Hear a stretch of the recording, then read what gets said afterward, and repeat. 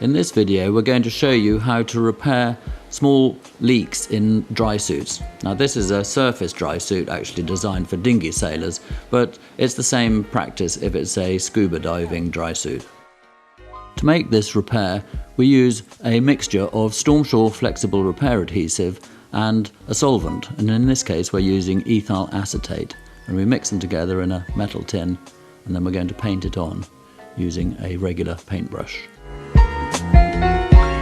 So you need to get the viscosity to be broadly similar to a watery consistency, and it's important that you mix the glue and the solvent together really well so it's completely uniform.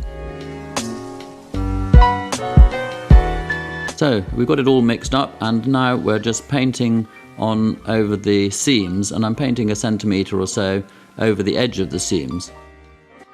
The thin liquid will soak into any holes, and once it's in the hole it'll then cure, making it completely impermeable.